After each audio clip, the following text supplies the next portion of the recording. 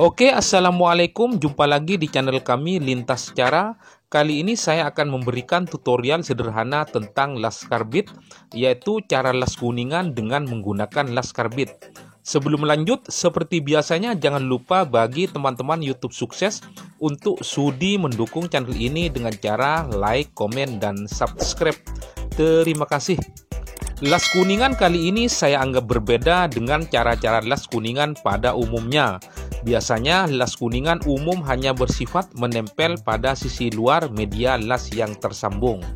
Nah, cara las kuningan kali ini adalah bersifat patri, jadi tidak hanya menempel pada sisi luarnya saja.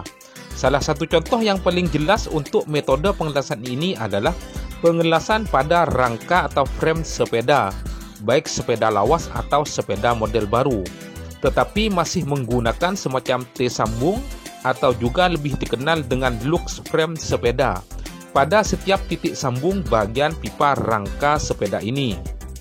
Oke, agar tidak berlama-lama, di sini sudah saya siapkan dua buah pipa untuk dijadikan praktek pengelasan. Pipa A saya istilahkan pipa inti dan pipa B adalah T atau luxnya.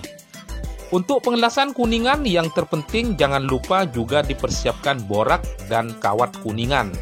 Tanpa borak, proses metode pengelasan kuningan ini tidak dapat dilakukan karena sifat borak ini adalah membantu cairan kuningan untuk memperlancar masuk pada dua celah pipa dan lux ini. Di samping itu, borak juga menetralkan kotoran yang masih menempel pada dua media las ini. Di dalam metode pengelasan kali ini, volume karbit dan oksigen berada pada kisaran 40:60. Karena sifat dari fungsi api yang dihasilkan oleh blender las hanya bersifat menyetabilkan panas antara dua media ini dan tidak memerlukan suhu panas yang terlalu tinggi layaknya pengelasan metode sambung dengan menggunakan kawat biasa. Sedangkan titik berat pertama yang harus dipanaskan adalah bagian pipa A atau pipa inti. Kemudian sedikit demi sedikit api kita arahkan pada pipa B hingga kelihatan panas pada dua pipa ini menjadi seimbang. Setelah dua pipa kelihatan merahnya seimbang, maka borak kita arahkan pada celah dua pipa ini.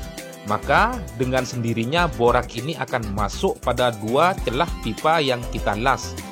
Jika borak sudah dirasa cukup, maka kita arahkan kuningan pada dua celah ini dan mencairkannya sesuai dengan kadar yang dibutuhkan.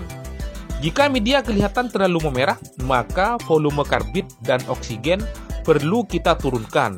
Dan untuk lebih memperdalam kuningan masuk pada pipa dan lux ini, maka arah mata nozzle blender gerakannya bisa memutar atau membentuk huruf F. Dan sekali-kali cairan kuningan yang sudah menempel kita cairkan lagi.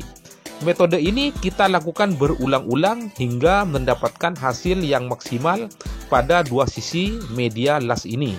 Dan yang terakhir, sebagai catatan penting, jika di dalam pengelasan ini pipa A atau pipa inti terlalu panas dan memerah, maka akibatnya akan menimbulkan gelembung pipa.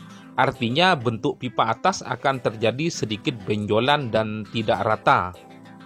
Sedangkan apabila suhu panas pada media B atau lux kurang dan tidak stabil, maka cairan kuningan akan mengalami kesulitan untuk masuk dan menempel pada dua sisi media ini. Akibatnya hasil las akan tidak begitu maksimal. Jadi intinya panas antara kedua media harus seimbang, pemasangan borak harus sesuai kadarnya, serta peleburan kawat kuningan tepat pada waktunya. Oke, kiranya demikian tutorial sederhana yang dapat saya sampaikan. Mohon maaf jika ada kesalahan dan semoga bermanfaat. Terima kasih.